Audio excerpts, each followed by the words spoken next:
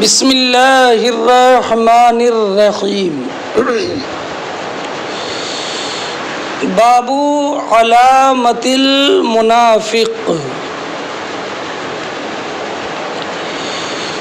بعض نسخوں میں باب علامات المنافق۔ ما سبق میں یہ بیان کیا گیا کہ کفر کے مختلف مراتب ہیں۔ اس کے بعد یہ بیان فرمایا کہ ظلم کے مراتب بھی مختلف ہیں۔ اب یہاں سے یہ بیان فرماتے ہیں کہ نفاق بھی ایک نفاق فی الاعتقاد ہوتا ہے اور ایک نفاق فی العمل۔ حضرت امام بخاری رضی اللہ تعالی عنہ نے کتاب الایمان میں باب علامت المنافق کا بیان کیا، یہ بتانے کے لیے کہ نفاق فی الاعتقاد یہ عدم ایمان کی علامت ہے، اور یہ باب اس لیے معین کیا کہ تاکہ یہ معلوم ہو جائے کہ بعض نفاق کفر ہیں، بعض نہیں۔ نفاق لغتاً مخالفت الباطن للظاہر کا نام ہے۔ اگر اعتقاد ایمان میں نفاق ہو تو یہ نفاق کفر ہے، ورنہ نفاق عمل ہے۔ اب حدیث پاک قد فرمائیں، حدثنا سلیمان ابو الربیع قال حدثنا عیل بن جعفر قال حدثنا نافع ابن مالک ابن ابی عامر ابی سہیل عن ابی ہریرہ۔ اس کے بعد اگلی حدیث عبداللہ ابن عمر سے مروی ہے۔ پہلی حدیث میں یہ بیان فرمایا گیا کہ منافق کی علامتیں تین ہیں۔ پہلی علامت اذا حدث کذب، جب بولے جھوٹ بولے، وَإِذَا وعد اخلف، اور جب وعدہ کرے تو وعدہ خلافی کرے، وَإِذَا اؤْتُمِنَ خَانَ، اور جب اس کے پاس کوئی امانت رکھی جائے تو اس امانت میں خیانت کرے۔ اگلی حدیث عبداللہ ابن عمر کی بھی پہلے سن لیجئے۔ انہوں نے یہ بیان فرمایا کہ کریم علیہ السلام نے ارشاد فرمایا، اربعن ای خصال اربعن، یہ خصال چار خصلتیں ہیں کہ جس انسان میں یہ چار خصلتیں پائی جائیں تو وہ خالص منافق ہوگا، اور جس انسان میں ان چار خصلتوں میں سے کوئی خصلت پائی جائے تو اس میں نفاق کی خصلت پائی جائے گی، یہاں تک کہ اس کو چھوڑ دے۔ اب وہ چار خصلتیں کیا ہیں؟ اذا خان، وَإِذَا حَدَّثَ كَذَبَ، وَإِذَا عَاهَدَ غَدَرَ، وَإِذَا خَاصَمَ فَجَرَ۔ کہ جب اس انسان کے پاس امانت رکھی جائے تو خیانت کرے، اور جب بات چیت کرے تو جھوٹ بولے، اور جب کوئی معاہدہ کرے خلاف کرے، وَإِذَا خَاصَمَ فَجَرَ، اور جب جھگڑا کرے تو گالی گلوچ بکے۔ ان دونوں حدیثوں کا میں نے ترجمہ اس لیے پہلے کر دیا کہ چونکہ مجھے ان دونوں حدیثوں کی تفہیم ایک ساتھ مقصود ہے۔ اب پہلی حدیث کو آپ دیکھیں جو حضرت ابو ہریرہ کی ہے، تو اس میں منافق کی 3 علامتیں. دوسری حدیث ابن عمرو ابن عاص کی ہے، اس میں یہ بیان فرمایا کہ 4 علامتیں جس میں پائی جائیں گی منافق کامل ہوگا، منافق خالص. دونوں میں اذا حدث کذب، جب بولے تو جھوٹ بولے، یہ دونوں حدیثوں میں ہے. اذا اؤتمن خان، یہ دونوں حدیثوں میں ہے. وَإِذَا عَاهَدَ غَدَرَ وَإِذَا وَعَدَ أَخْلَفَ. عَاهَدَ اور وعدہ دونوں کا معنی ایک ہے، ایسے ہی اخلف اور غدر دونوں کا معنی ایک ہے. تو پہلی حدیث میں جو 3 علامتیں بیان کی گئیں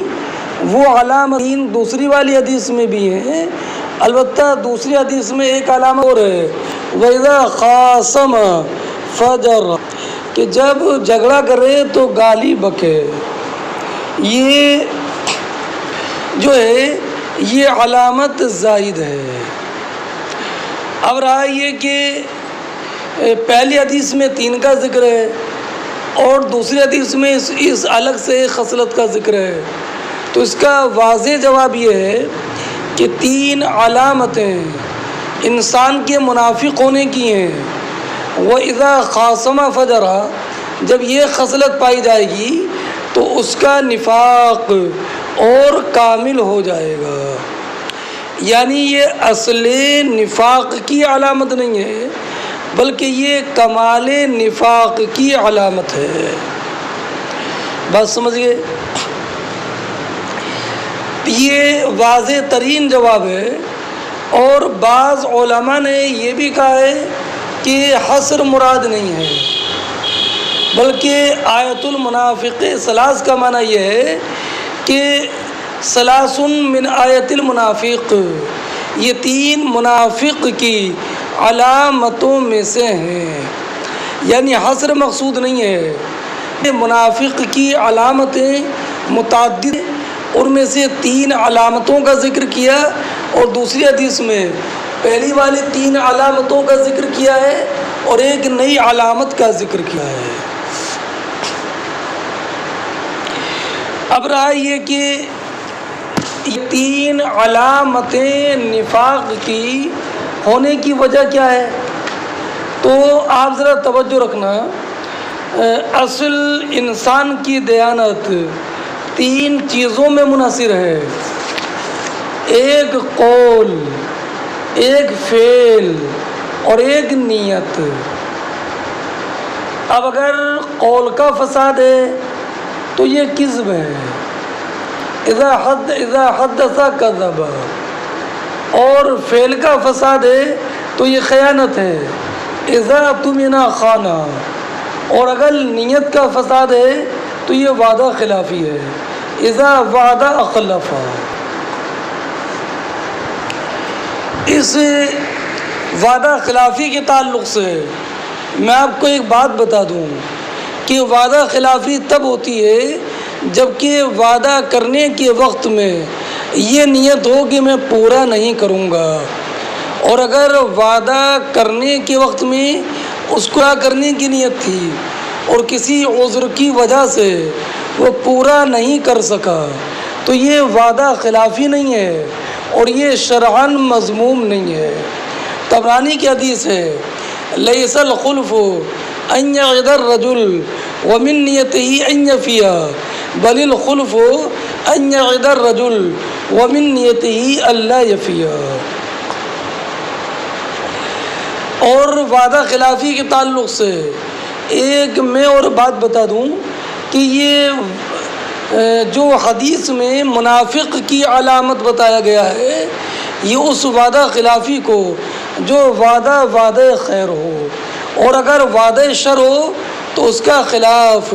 یہ منافق کی علامت نہیں ہے بلکہ اس کا خلاف کرنا تو مستحب ہے. جیسے جھوٹ بولنے کا وعدہ کر لیا یا چوری کرنے کا وعدہ کر لیا تو ایسے وعدے کے خلاف کرنا ضروری ہے. دوسری ایک اور بات میں یہاں پر آپ کو بتا دوں کہ نبی کریم علیہ الصلوۃ والسلام نے ان 3 باتوں کو منافق کی علامت بتایا ہے، حالانکہ یہ 3 علامتیں اور یہ 3 باتیں بہت سارے مسلمانوں میں پائی جاتی ہیں، تو کیا معاذ اللہ وہ سب منافق ہیں؟ تو اس کے ہمارے علماء نے متعدد جواب دیے ہیں۔ پہلا جواب یہ ہے کہ یہ یہاں پر مراد نفاق سے نفاق کفر نہیں ہے بلکہ نفاق عمل ہے۔ اچھا، دوسرا جواب یہ کہ یہاں پر کہا گیا کہ منافق کی علامت، تو یہ کلام بطور حقیقت نہیں ہے بلکہ کلام بطور مجاز ہے، اور ان 3 خصلتوں سے بچانا اور ان 3 خصلتوں سے ڈرانا یہ مقصود ہے۔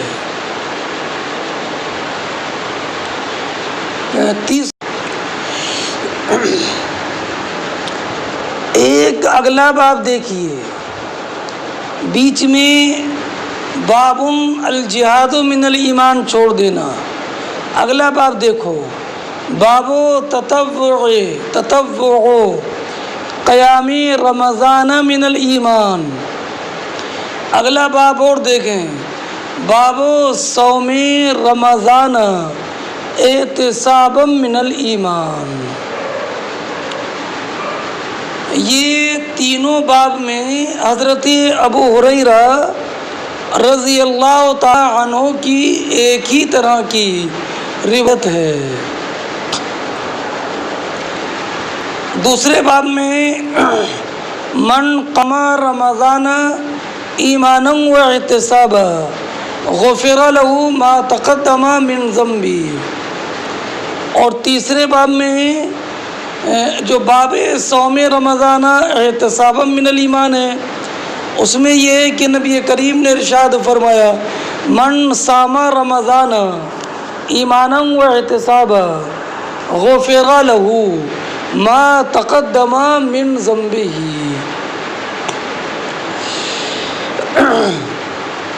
مانا جو شب قدر میں بحالت ایمان طالب ثواب ہو کر قیام کرے اس کے اگلے گناہ بخش دیے جاتے ہیں۔ اس کے بعد میں یہ ہے کہ جو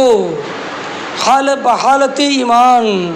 طالب ثواب ہو کر ماہ رمضان میں قیام کرے اس کے اگلے گناہ بخش دیے جاتے ہیں۔ اس کے اگلے باب میں یہ ہے کہ رمضان کے جو روزے بحالت ایمان طالب ثواب ہو کر رکھے اس کے اگلے گناہ بخش دیے جاتے ہیں۔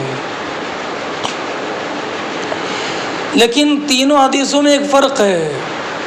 فرق یہ ہے کہ من یقم لیلۃ القدر، من یقم، من قامہ نہیں ہے، من یقم صیغہ مضارع کے ساتھ ہے، اور بعد والی دونوں حدیثوں میں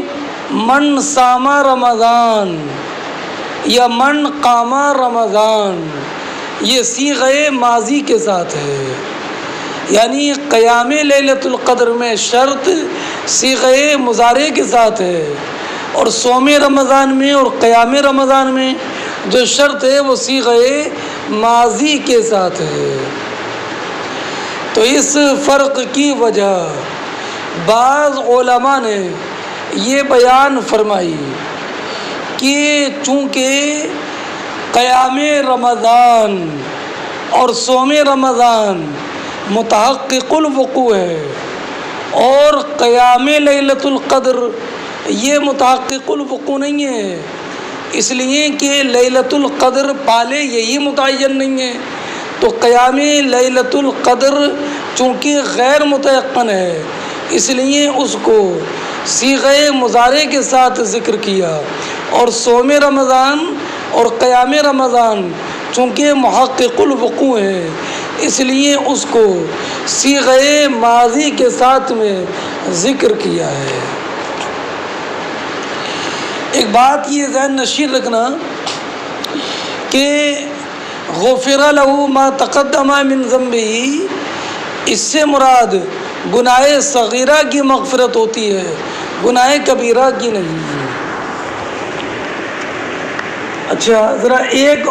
اگر آپ توجہ کریں تو ایک بات کی طرف میں اور اشارہ کر دوں کہ باب قیام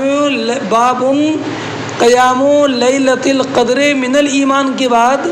باب الجہاد من الایمان رکھا ہے، اور بعد میں پھر تطوع قیام رمضان، صوم رمضان۔ تو اب یہ بیچ میں باب الجہاد من الایمان کیوں رکھا ہے؟ تو بعض علماء نے تو یہاں تک کہہ دیا کہ امام بخاری رضی اللہ تعالیٰ عنہ کا مقصود ان امور کا بیان ہے کہ جو امور کے ایمان سے ہیں، اور ان امور کے درمیان باہم مناسبت یہ ضروری نہیں ہے۔ تو بتانا یہ کہ قیام لیلۃ القدر یہ بھی ایمان سے ہے، اور جہاد یہ بھی ایمان سے ہے، تطوع قیام رمضان یہ بھی ایمان سے ہے، اور صوم رمضان یہ بھی ایمان سے ہے۔ لیکن علامہ ابن حجر عسقلانی رضی اللہ تعالیٰ عنہ نے قیام لیلۃ القدر اور الجہاد ان دونوں کے درمیان مناسبت ذکر کی ہے۔ اگر آپ مناسبت پر توجہ فرمائیں تو آپ کا ایمان تازہ ہو جائے گا۔ علامہ ابن حجر عسقلانی رضی اللہ تعالیٰ عنہ یہ بیان فرماتے ہیں کہ لیلۃ القدر کا تلاش کرنا یہ مجاہدہ تامہ کا مقتضی ہے، کہ 21ویں شب کو تلاش کرے، 23ویں شب کو، 25ویں شب کو، 27ویں شب کو، 29ویں شب کو۔ تو شب قدر کو تلاش کرنا مجاہدہ تامہ کو مجاہدہ چاہتا ہے، اور مجاہدہ تامہ کے باوجود شب قدر ملے گی کہ نہیں اس کا یقین نہیں ہے، کبھی مل بھی جاتی ہے اور ہو سکتا ہے کہ نہ ملے، کہ شب قدر دوسری رات ہو۔ ایسے شہادت کا پانا اور اعلائے کلمت اللہ کا قصد، ایسے ہی مجاہد شہادت کو تلاش کرتا ہے اور اعلائے کلمت اللہ کا قصد کرتا ہے، اور اسے کبھی شہادت ملتی ہے کبھی نہیں ملتی۔ تو جہاد اور قیام لیلۃ القدر دونوں اس بات میں متناسب ہیں کہ ہر ایک میں مجاہدہ ہے، اور ہر ایک میں کبھی مقصود اصلی حاصل ہوتا ہے اور کبھی نہیں۔ تو لیلۃ القدر کا تلاش کرنے والا ماجور ہے، اگر لیلۃ القدر کو پالے تو اس کا اجر اور بڑھ جاتا ہے۔ ایسی مجاہد شہادت کے تلاش کرنے پر ماجور ہے، اگر شب قدر مل جائے تو اس کا اجر اور زیادہ بڑھ جائے گا۔ اسی کی طرف نبی کریم علیہ الصلوۃ والسلام نے تمنا کا اظہار کیا کہ میں تو تمنا کرتا ہوں کاش میں اللہ کی راہ میں شہید کیا جاؤں، پھر زندہ کیا جاؤں، پھر شہید کیا جاؤں، پھر زندہ کیا جاؤں، اور پھر شہید کیا جاؤں۔ اب آپ ذرا دونوں حدیث جہاد حدیث جہاد کا ترجمہ کیجیے۔ حضرت عمرو ابو زرعہ ابن عمرو ابن جریر کہتے ہیں کہ میں نے ابو ہریرہ رضی اللہ تعالی عنہ کو سنا کہ وہ نبی کریم علیہ الصلوۃ والسلام سے روایت کرتے ہیں کہ نبی کریم علیہ الصلوۃ والسلام نے ارشاد فرمایا، انتدب اللہ عز وجل لمن خرج فی سبیلی لا یخرجہ الا ایمان بی او تصدیق برسلی ان ارجعہ بما نال من اجر او غنیمہ او ادخلہ الجنہ۔ ذرا ترجمے پر غور کیجئے گا کہ اللہ رب العزت جل جلالہ اس انسان کے لیے جو اللہ کی راستے میں نکلے، اور اللہ رب العزت فرماتا ہے کہ اس کو میرے راستے میں نکلنے کا باعث مجھ پر ایمان لانا اور میرے رسولوں کی تصدیق ہو، تو اللہ فرماتا ہے، سرکار نے ارشاد فرمایا کہ اللہ رب العزت اس کے لیے کفیل اور ذمہ دار ہے کہ اللہ رب العزت نے اپنے ذمہ کرم پر لے لیا ہے کہ ان ارجعہ بما نالا من اجر و غنیمہ، کہ یا تو میں اس کو واپس کروں اس اجر کے ساتھ یا غنیمت کے ساتھ، یا اس کو جنت میں داخل کر دوں۔ مطلب سمجھے کہ اللہ رب العزت نے اپنی راہ کے مجاہد کے لیے اپنے ذمہ کرم پر لے لیا ہے کہ یا تو وہ میدان جہاد میں اگر دشمنوں کے ہاتھوں شہید ہو جائے تو اس کا داخلہ جنت میں ہے، اور داخلے جنت کا ذمہ اللہ نے اپنے ذمہ کرم پر لے لیا ہے، اور اگر میدان جہاد میں شہید نہیں ہوا تو یہ مال غنیمت اور اجر کے ساتھ اللہ اس کو واپس کرے گا، اور اگر مال غنیمت اس کو نہیں بھی ملا تو اجر تو لا محالہ ملے گا، یعنی اس کے دونوں ہاتھوں میں لڈو ہیں۔ اگر یہ اللہ کی راہ میں شہید ہو جائے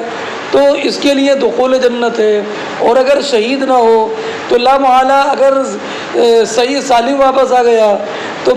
کبھی تو مال غنیمت اور اجر دونوں کے ساتھ واپس آئے گا، اور اگر مال غنیمت نہ بھی ملا تو اجر تو کہیں گیا نہیں ہے۔ فرماتے ہیں سرکار ولولا نشق علی امتی ما قعدت خلف سریہ، اگر میں اپنی امت پر شاق نہ سمجھتا تو میں کسی بھی لشکر کے پیچھے نہیں رہتا۔ کیا مطلب کہ اگر نبی کریم علیہ السلام کسی لشکر میں نکلتے تو آپ کے ساتھ میں صحابہ کرام بھی چل پڑتے، اور تمام صحابہ کرام کا مدینہ طیبہ کو خالی کرنا یہ صحابہ کرام کے لیے شاق۔ تو سرکار نے فرمایا اگر مجھے اپنی امت پر مشقت کا اندیشہ نہ ہوتا تو میں ہر ایک لشکر میں جاتا، لیکن میں ہر ایک لشکر میں اس لیے نہیں جاتا ہوں تاکہ تمام صحابہ کرام علیہم الرحمۃ والرضوان میرے ساتھ نہ نکل پڑیں۔ اور سرکار نے فرمایا ولا وددت ان اقتلا فی سبیل اللہ ثم احیا، میں تو ضرور یہ بات پسند کرتا ہوں کہ میں اللہ کی راہ میں شہید کیا جاؤں، پھر زندہ کیا جاؤں، پھر شہید کیا جاؤں، پھر زندہ کیا جاؤں، پھر شہید کیا جاؤں۔ اچھا، آپ آگے لیے اور آگے وہی باب و تطوع قیام رمضان من الایمان اور باب و صوم رمضان احتسابا من الایمان ہے، اور بتانا یہ کہ شب قدر میں قیام یا ماہ رمضان کے روزے اور ماہ رمضان میں قیام یہ سب ایمان کی چیزیں ہیں۔ اگلا آپ باب دیکھو، باب الدین یسر، دین آسان ہے، دین آسان ہے، یا مراد ہے الدین ذو یسر، دین آسانی والا ہے، اور دین کا یسر بجائے ذو یسر کے یسر کہنا یہ مبالغتاً ہے، اور یہ بتانا ہے کہ ادیان ماضیہ کے مقابلے میں ہمارا دین اسلام یہ سب سے زیادہ آسان ہے، اس لیے کہ اللہ رب العزت جل جلالہ نے اس امت محمدیہ سے بہت سے ایسے شاق حکام کو اٹھا لیا جو پہلی امتوں پر تھی۔ اس کی واضح مثال یہ ہے کہ پہلی امتوں میں توبہ خود جان کو قتل کرنے سے ہوتی تھی، اور اس امت کی توبہ عزم اور ندامت اور آئندہ اس گناہ کے نہ کرنے کے عزم مصمم کے ساتھ ہو جاتی ہے۔ اب آپ سنیے، قال فرماتی ہیں نبی کریم علیہ الصلوۃ والسلام نے ارشاد فرمایا احب الدین الی اللہ الحنیفیہ السمحہ۔ احب الدین میں احب الدین سے مراد احب خصال الدین، اللہ رب العزت کے نزدیک دین کی تمام خصلتوں میں سب سے زیادہ پسند خصلت وہ ہے کہ جو کہ باطل سے بہت دور اور آسان ہو۔ یعنی دین کی تمام خصلتیں بہتر ہیں، لیکن دین کی خصلتوں میں سب سے بہتر وہ خصلت ہے کہ جو خصلت کے سب سے آسان تر ہو اور بالکل باطل سے دور ہو۔ یا دین میں لام جنس کے لیے ہے تو معنی یہ ہے کہ اللہ رب العزت کے لیے ادیان سابقہ جب تک کہ وہ منسوخ نہیں تھے اور جب تک کہ لوگوں نے ان دینوں کو بدلا نہیں تھا، ادیان غیر مبدل اور ادیان غیر منسوخ جو اپنے اپنے وقتوں میں تھے سب اللہ رب العزت کو پسند ہیں، مگر ان ادیان غیر منسوخہ اور غیر مبدل میں سب سے زیادہ پسند اللہ کے نزدیک یہ دین اسلام ہے جو باطل سے بہت دور ہے اور آسان ہے۔ اب ایک حدیث پاک سنیے، ابو ہریرہ رضی اللہ تعالی عنہ سے روایت ہے، وہ کہتی ہیں کہ نبی کریم علیہ الصلاۃ والسلام نے ارشاد فرمایا ان الدین یسر۔ نبی کریم علیہ الصلاۃ والسلام نے ارشاد فرمایا ان الدین یسر، بے شک دین آسان ہے، لن یشاد الدین احد الا غلبہ۔ جو انسان دین میں تعمق کرے گا تو دین ہی اس پر غالب آ جائے گا۔ لن یشاد الدین احد الا غلبہ، غلبہ کا فاعل ضمیر ہے، اس کا مرج دین، اور آگا مرج جو مفعول احد، تو معنی یہ ہے کہ جو انسان دین میں تعمق سے کام لے گا دین اس پر غالب آ جائے گا۔ مشادہ کے معنی تھے مغالبہ، تو معنی یہ ہے کہ اعمال دینیہ میں جو انسان تعمق سے کام لے گا اور آسانی کو چھوڑ دے گا تو انسان عاجز ہو جائے گا اور دین اس پر غالب ہو جائے گا۔ حضرت ابن المنیر نے کہا کہ اس حدیث میں غیب کی خبر ہے، اس لیے کہ ہم یہ دیکھتے ہیں کہ جو انسان دین کے اعمال میں اپنے اوپر بہت زیادہ سختی کرتا ہے، مثلا شب بیداری کرتا ہے، تو شب بیداری کرنے والا، پوری رات جاگنے والا اور پوری رات عبادت میں گزارنے کی کوشش کرنے والا، پوری رات جاگ کر کبھی ایسا ہوتا ہے کہ آخری شب میں نیند اس پر غالب ہو جاتی ہے اور وہ صبح کی نماز بجماعت کو چھوڑ دیتا ہے، یا وقت مختار نکل جاتا ہے، یا سورج طلوع ہو جاتا ہے اور فرض نماز کا وقت جاتا رہتا ہے۔ اب اس حدیث کا یہ مطلب نہیں ہے کہ عبادت میں اکمل کی تلاش نہ کی جائے،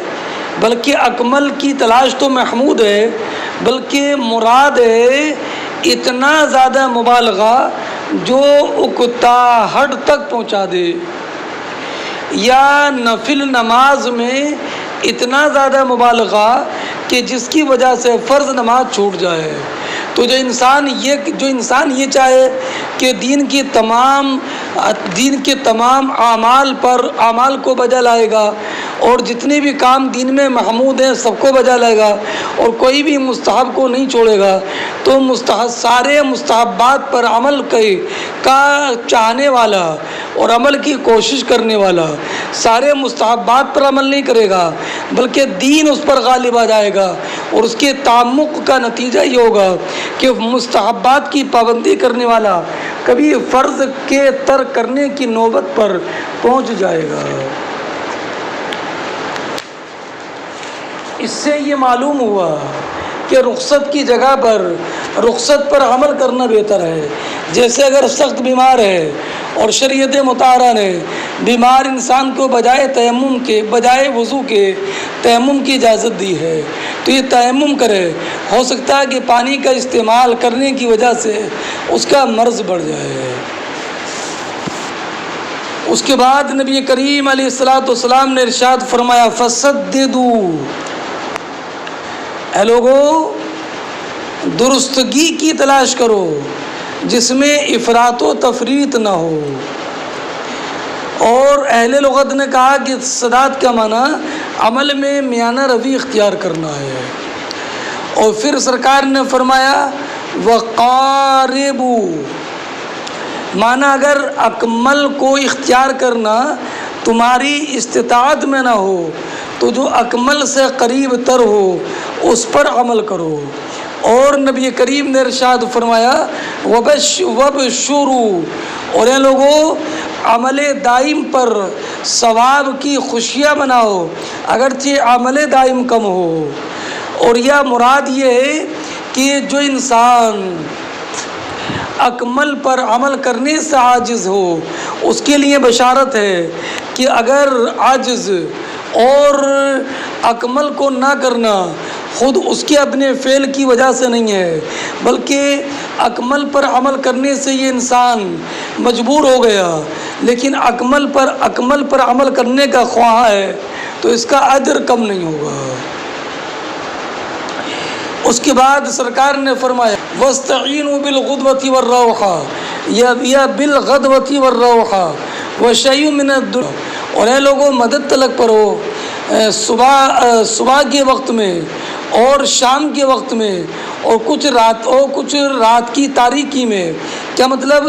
کہ عبادت کے لیے جو نشاط اور رغبت کا وقت ہو اس وقت کو تلاش کرو، یعنی جو وقت نشاط اور وقت رغبت ہے اس وقت میں عبادت کرو، شب و روز ہمہ وقت عبادت میں لگے ہو ورنہ تو اکتاہٹ محسوس ہو جائے گی۔ اور یہ معنی یہ ہے وَاسْتَعِينُوا بِالْغَدْوَةِ وَالرَّوْحَةِ وَشَيْءٌ مِّنَ الدُّلْجَا، یہ خاص ارشاد مسافروں کے لیے ہے۔ اور سرکار نے مسافرین کے لیے فرمایا اے لوگوں سفر میں 24 گھنٹے میں چلو، رات اور دن چلتے رہو گے تو اکتاہٹ محسوس ہوگی، سواری تھک جائے گی، بلکہ کچھ صبح کے وقت میں چلو پھر آرام کرو اور اس کے بعد سورج ڈھلنے کے بعد چلو اور پھر رات جب ہو جائے تو کچھ رات کی تاریکی میں چلو اور باقی رات میں آرام کرو تو تم اپنی منزل تک بآسانی پہنچ جاؤ گے۔ اور اگر تم نے تسلسل کے ساتھ اپنا سفر جاری رکھا تو لا محالہ منزل مقصود تک پہنچنے سے پہلے ہی تم تھک ہار جاؤ گے اور منزل مقصود تک نہیں پہنچ پاؤ گے۔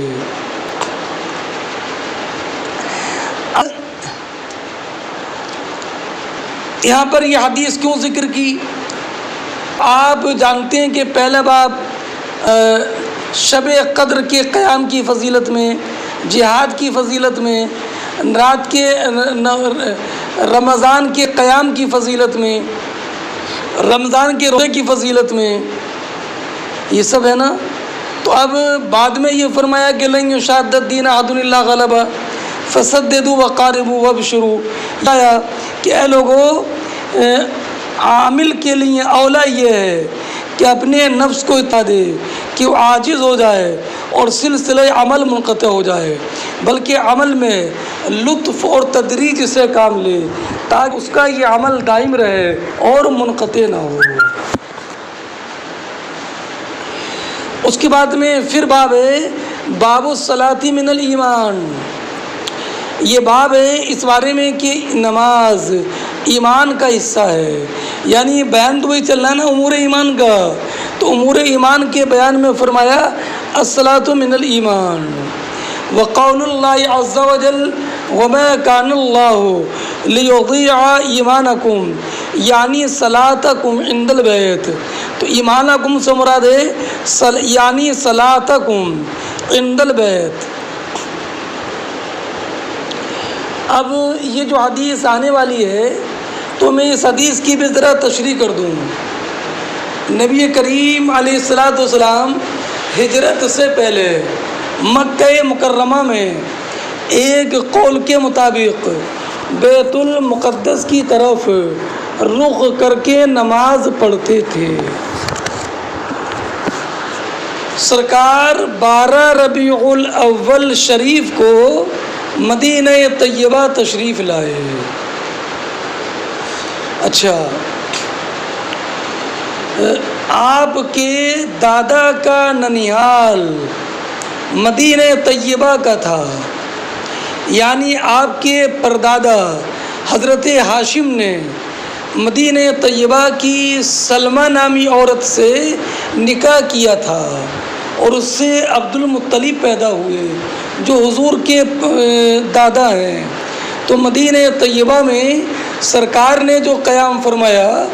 وہ آپ کے دادا کا ننیال تھا، مگر باپ اور دادا کے ماموں کو بھی ماموں ہی کہا جاتا ہے، اس لیے اصل میں ننیال تو یہ سرکار کے دادا کی تھی، مگر اس مدینہ طیبہ کے اس قبیلے کو جو حضرت ایوب انصاری کا قبیلہ ہے اس کو نبی کریم کی ننیال کہا جاتا ہے۔ تو ننیال یا تو ماں کے اعتبار سے ہے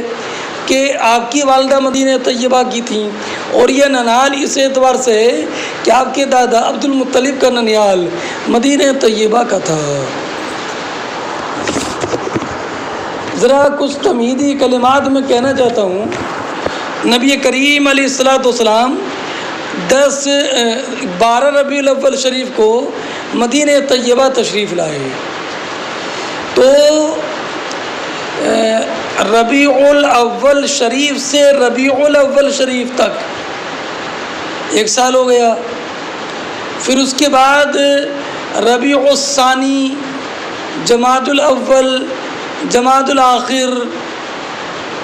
اور رجب،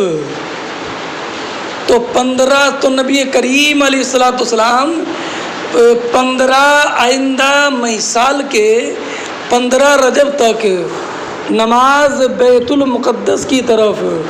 رخ کر کے پڑھتے رہے، مگر آپ کے دل میں ہمیشہ یہ تمنا رہی کاش ہمارا قبلہ کعبہ شریف بنا دیا جائے۔ تو اگلے سال 1 سال گزرنے کے بعد یعنی 16 یا 17 آنے اور جانے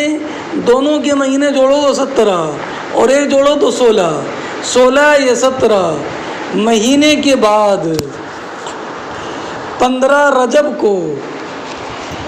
جب بشر ابن برا ابن معرور کا وصال ہو گیا تو آپ نے ظہر کی نماز بنی سلمہ کی مسجد میں پڑھی، اور ابھی ظہر کی نماز 2 رکعت ہوئی تھی کہ تحویل قبلہ کا حکم نازل ہو گیا، اور آپ نماز ہی میں بیت المقدس سے مڑ کر کعبہ شریف کی طرف رخ کر لیا۔ اور جب کعبہ شریف کی طرف رخ کریں گے تو چونکہ مدینہ طیبہ سے مکہ مکرمہ جانب دکن میں ہے اور بیت المقدس جانب شمال میں ہے، تو جب امام رخ کرے گا اتر سے دکن کی طرف تو مغیوں کے پیچھے ہو جائے گا نا، تو سرکار پیچھے نہیں تھے بلکہ چل کر سرکار صحابہ کرام کے پیچھے دکن کی طرف تشریف لائے، اور اس وقت میں عمل کثیر مفسد نماز نہیں تھا، اور سرکار نے 2 رکعت نماز ظہر کعبہ شریف کی طرف رخ کر کے نماز پڑھی۔ تو بنی سلمہ کی مسجد میں ظہر کی نماز سب سے پہلے 2 رخوں کی طرف 2 جانبوں کی طرف بیت المقدس اور کعبہ شریف کی طرف رخ کر کے پڑھی گئی، اور اس مسجد کو آج بھی مسجد قبلتین کہتے ہیں۔ اور مسجد نبوی میں سب سے پہلی نماز عصر پڑھی گئی، اور قباء چونکہ مدینہ طیبہ سے 2 میل کے فاصلے پر تھا تو وہاں پر یہ اطلاع اگلی صبح کو پہنچی اور اگلی فجر کی نماز کعبہ شریف کی طرف رخ کر کے پڑھی گئی۔ یہ تو میں نے ایک مختصر سی تاریخ بتا دی۔ اب بعض صحابہ کرام علیہم الرحمۃ والرضوان نے یہ کہا، یا رسول اللہ، وہ مسلمان جن کا وصال کعبہ شریف کی طرف رخ کرنے کا حکم آنے سے پہلے، جن کا وصال بیت المقدس کی طرف رخ کر کے نماز پڑھتے پڑھتے ہو گیا، کیا ان کی نمازیں ضائع ہو جائیں گی؟ تو قرآن مقدس کی آیت مبارکہ نازل ہوئی، وَمَا كَانَ اللَّهُ لِيُضِيعَ إِيمَانَكُمْ، یعنی صلاتکم عند البیت، اور اللہ کی یہ شان نہیں ہے کہ تمہارے ایمان کو، ایمان سے مراد تمہاری نماز کو ضائع کر دے جو نماز کے بیت کے پاس تھی۔ بیت سے مراد بیت اللہ کعبہ شریف۔ اب ذرا اس کے جملے کا مطلب سمجھیے کہ ان کی نماز بیت المقدس کی طرف تھی یا بیت اللہ کی طرف تھی؟ اور امام بخاری کیا فرماتے ہیں، وَمَا كَانَ اللَّهُ لِيُضِيعَ إِيمَانَكُمْ، یعنی صلاتکم عند البیت، اللہ کی شان یہ نہیں ہے کہ تمہاری ان نمازوں کو ضائع کر دے جو نمازیں تم نے کعبہ شریف کی طرف پڑھی ہیں۔ تو عند البیت ہے، الی البیت نہیں ہے۔ جواب سنیے، عند البیت ہے، الی البیت نہیں ہے۔ بتانا یہ ہے کہ اے لوگوں، مکہ مکرمہ ہجرت کرنے سے پہلے جب تم مکہ مکرمہ میں تھے اور مکہ مکرمہ میں تم بیت اللہ شریف کے پاس، کعبہ شریف کے پاس کھڑے ہو کر کے نماز پڑھتے تھے اور تمہارا رخ بیت المقدس کی طرف تھا، توجہ ہے، تو جو نماز تم نے کعبہ شریف کے پاس بیت اللہ کی طرف رخ کر کے پڑھی ہے، اللہ کی شان یہ نہیں ہے کہ اس نماز کو باطل کرے، ضائع کرے۔ کس نماز کو؟ جو کعبہ شریف کے پاس بیت المقدس کی طرف رخ کر کے پڑھی ہے، اللہ کی شان یہ نہیں ہے کہ اس نماز کو ضائع کرے۔ تو اس سے معلوم ہوا کہ جو نماز کعبہ شریف کے پاس کھڑے ہو کر بیت المقدس سے بیت المقدس کی طرف رخ کر کے پڑھی ہے، جب وہ نمازیں ضائع نہیں ہیں تو جو نمازیں کعبہ شریف سے دور رہ کر مدینہ طیبہ میں بیت المقدس کی طرف جو نمازیں بیت اللہ شریف کے پاس بیت المقدس کی طرف رخ کر کے پڑھی گئی ہیں، جب وہ باطل نہیں ہیں، تو جو مدینہ طیبہ میں کعبہ شریف سے دور رہ کر بیت المقدس کی طرف رخ کر کے پڑھی گئی ہیں، وہ تو بدرجہ اولا باطل نہیں ہوں گی۔ اب آپ حدیث پاک کا ترجمہ کیجئے، باب الصلاۃ من الایمان وقول اللہ تعالی وَمَا كَانَ اللَّهُ لِيُضِيعَ إِيمَانَكُمْ، یعنی صلاتکم عند البیت۔ حدثنا عمرو بن خالد قال حدثنا زہیر قال حدثنا ابو اسحاق عن البراء، یہ حدیث براء بن عازب سے مروی ہے کہ ان نبی صلی اللہ علیہ وسلم، کہ جب نبی کریم علیہ السلام پہلے مدینہ طیبہ نازل آئے، مدینہ طیبہ تشریف لائے، تو نزل علی ازدادہ، تو آپ اپنے ننیحال میں اترے، او اعلیٰ خوالی، یہ کہا کہ انصار میں سے اپنے ماموں کے گھر اترے، اور آپ نے بیت المقدس کی طرف رخ کر کے 16-17 مہینے نماز پڑھی۔ وَكَانَ يُعْجِبُهُ أَن تَكُونَ قِبْلَتُهُ قِبْلَ الْبَيْتِ، اور آپ کو یہ پسند تھا کہ آپ کا قبلہ بیت اللہ کی طرف ہو، اور آپ نے سب سے پہلی نماز جو بیت اللہ شریف کی طرف رخ کر کے پڑھی وہ نماز عصر تھی، اور میں نے کیا بتایا تھا ابھی، وہ نماز ظہر تھی۔ تو مطلب یہ کہ نماز ظہر تو بنی سلمہ میں تھی، مسجد نبوی میں سب سے پہلی نماز جو بیت اللہ شریف کی طرف رخ کر کے پڑھی گئی وہ نماز عصر تھی۔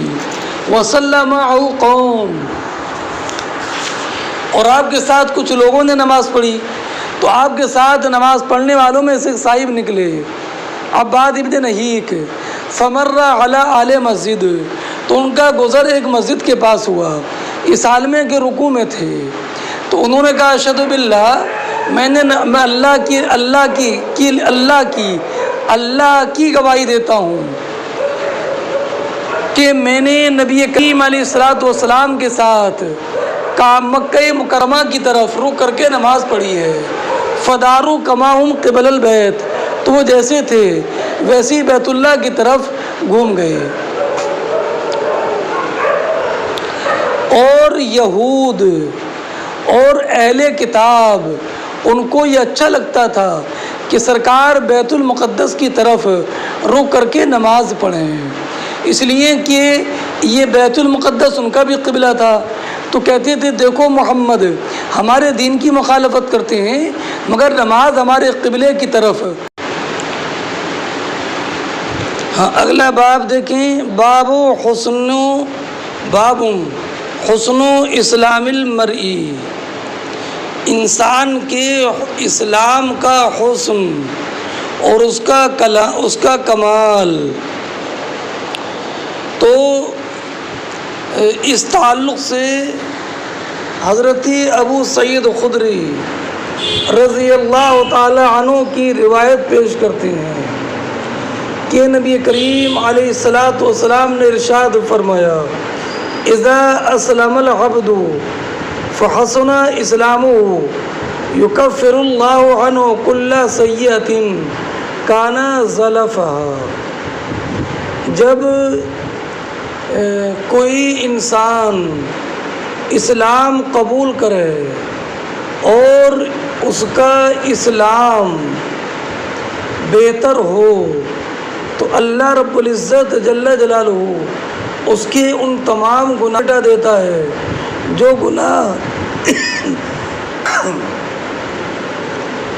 گناہ اس نے اسلام قبول کرنے سے پہلے کیے، اور وہ گناہوں سے ایسے پاک ہو جاتا ہے جیسے کہ آج ہی اپنی ماں کے پیٹ سے پیدا ہوا۔ میں اس جملے کی توضیح کر دوں، اذا اسلم العبد، تو اگرچہ لفظ عبد بولا گیا مگر اس میں مرد عورتیں سب مشترک ہیں، اور یہاں پر مذکر کا لفظ یہ تغلیباً کہا گیا ہے۔ آگے فرمایا فحسن اسلام ہو، اس کا اسلام بہتر ہو،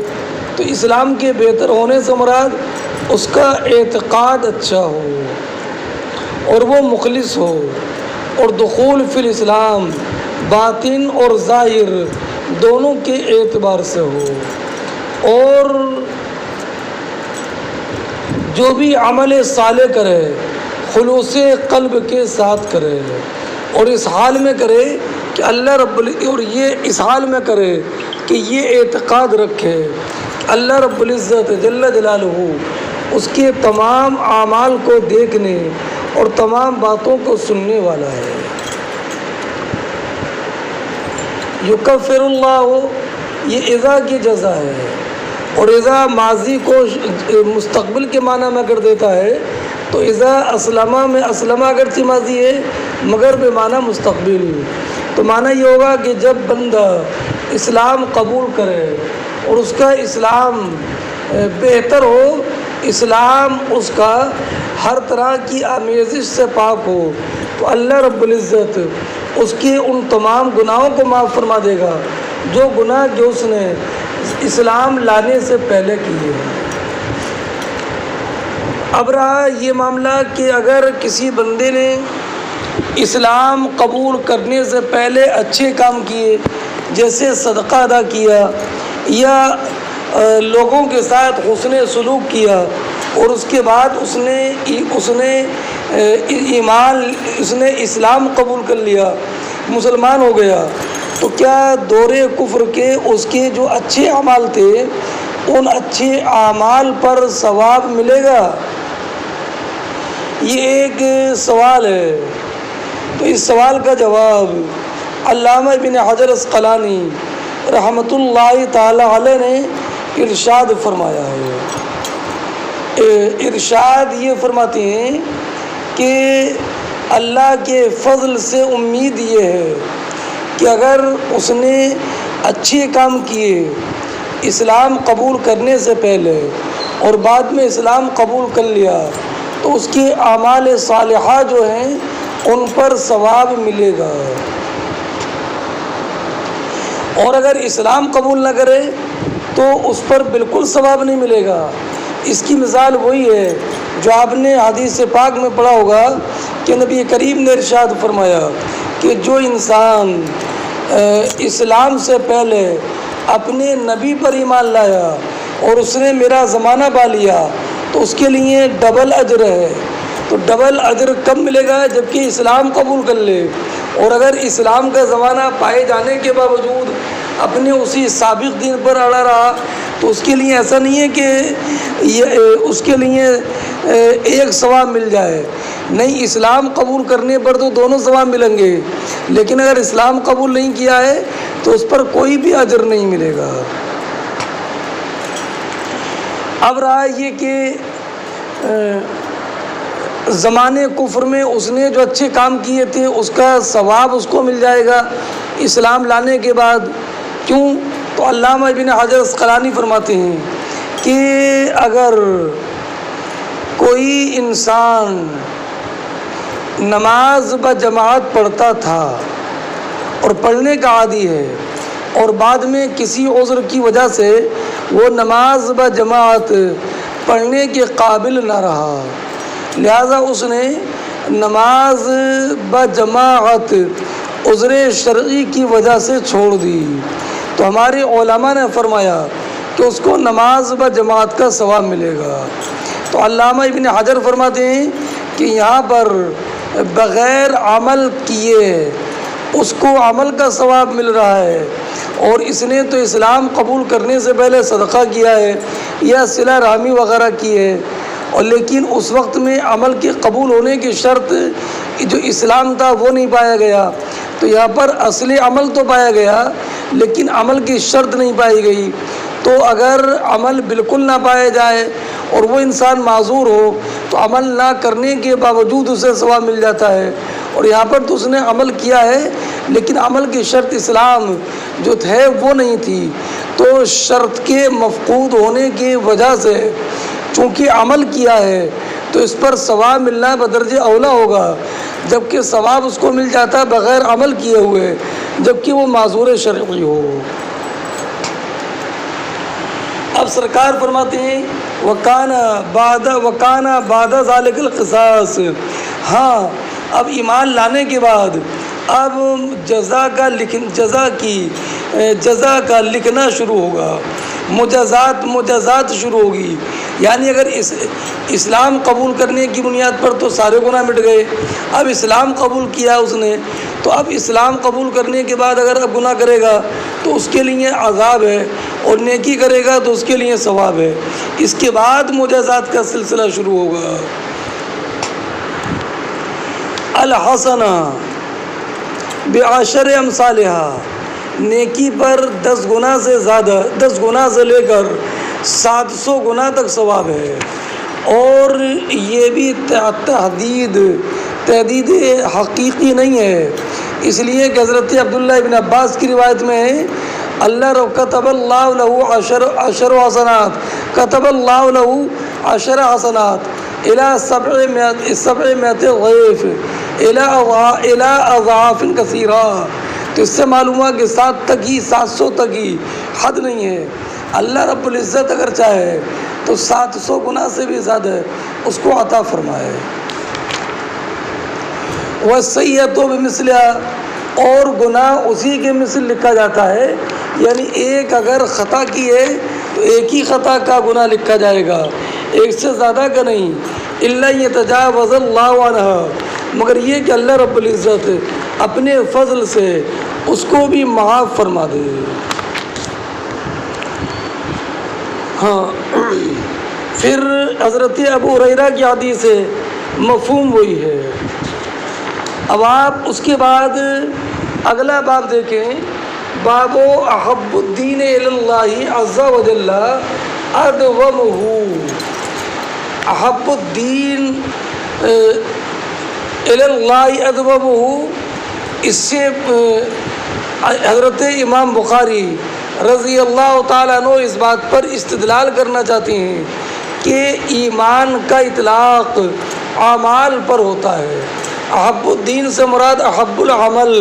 الی اللہ ادومہ، تو احب العمل کی بجائے احب الدین فرمایا، تو اس سے تو یہاں پر بولا ہے دین اور مراد ہے عمل، تو عمل پر دین کا اطلاق پایا گیا۔ فرماتے ہیں احب الدین الی اللہ ادومہ، اللہ کے نزدیک سب سے بہتر عمل وہ ہے جو کہ ہمیشہ کیا جائے۔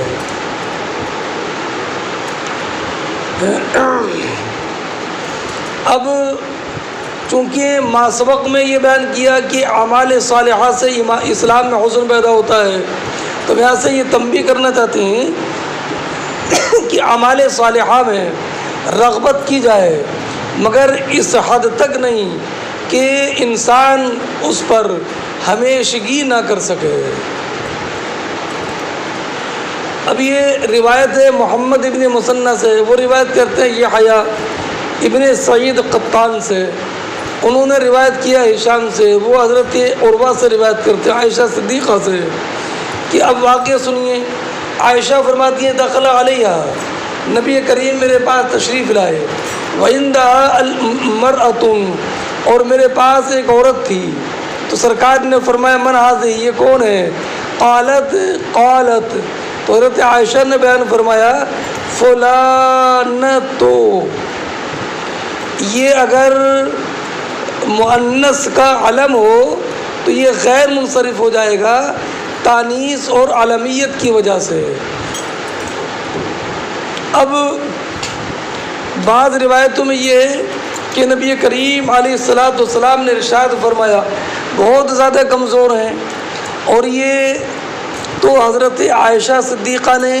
تذکروا من صلاتها، ان کی نماز کا بیان شروع کر دیا اور یہ کہا یا رسول اللہ علیہ الصلوۃ والسلام، یہ نماز بہت زیادہ پڑھتی ہیں، نماز پڑھنے میں لگی رہتی ہیں، تو نماز پڑھنے میں ہمیشہ لگی رہنے کی بنیاد پر ان پر ضعف طاری ہو گیا ہے۔ تو سرکار نے فرمایا مہ، یہ اسم فعل ہے، اس کا معنی اکفف، رہنے دو جی، اس میں زجر و توبیخ ہوتی ہے، رہنے دو۔ علیکم بما تطیقون، پھر سرکار نے ایک خاص حکم ارشاد فرمایا، علیکم بما تطیقون، تم پر اتنی عمل کرنا لازم ہے جس کی تم میں طاقت ہو۔ فواللہ لا یمل اللہ حتی تملو، خدا کی قسم اللہ کے لیے تھکاوٹ نہیں ہے یہاں تک کہ تم تھکاوٹ محسوس کرو گے۔ اس جملے کا معنی یہ ہے کہ تم عمل کرتے رہو، اللہ تمہارے عمل پر ثواب دیتا رہے گا، عمل کرتے رہو گے ثواب ملتا رہے گا، عمل کرتے رہو گے ثواب ملتا رہے گا، عمل کرتے رہو گے ثواب ملتا رہے گا۔ اللہ کے یہاں ثواب کے خزانوں میں کوئی کمی نہیں ہے، تم جتنے اعمال کرو گے اللہ تمہیں ان اعمال کا صلہ عطا فرماتا رہے گا۔ اللہ رب العزت تمہارے اعمال کی جزا دینے میں تھکاوٹ اللہ رب العزت کو تمہارے اعمال کی جزا دینے میں کوئی تھکاوٹ نہیں ہے۔ اللہ رب العزت تو تھکاوٹ سے پاک ہے، یہاں تک کہ تم تھک جاؤ گے، اور تمہارے تھکنے سے مراد تم اعمال کرتے کرتے تم عاجز ہو جاؤ گے۔ اللہ رب العزت کے ثواب کے خزانوں میں کمی نہیں ہے،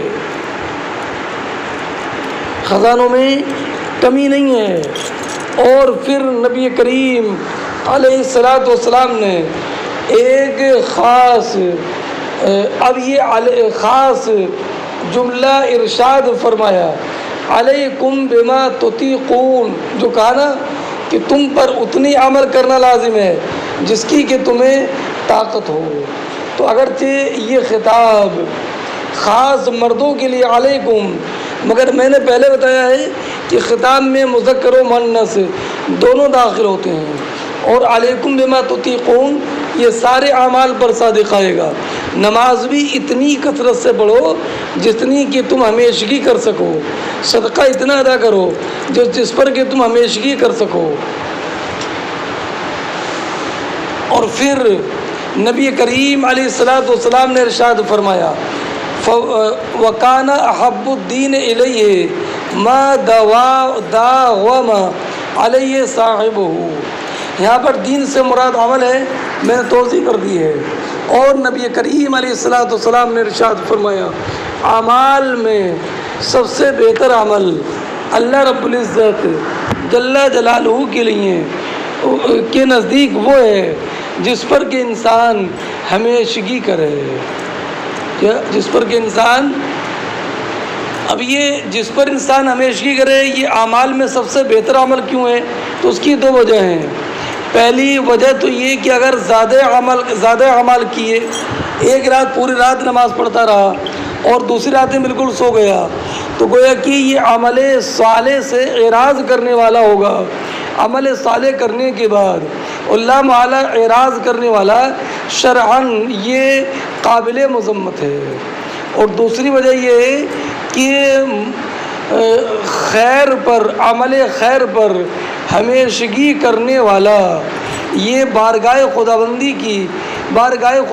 کی خدمت میں ہمیشگی کرنے والا ہے، اللہ رب العزت کی بارگاہ میں پابندی کے ساتھ حاضر رہنے والا ہے۔ اور ظاہر سی بات ہے کہ جو انسان روزانہ آئے ایک وقت متعین پر، یہ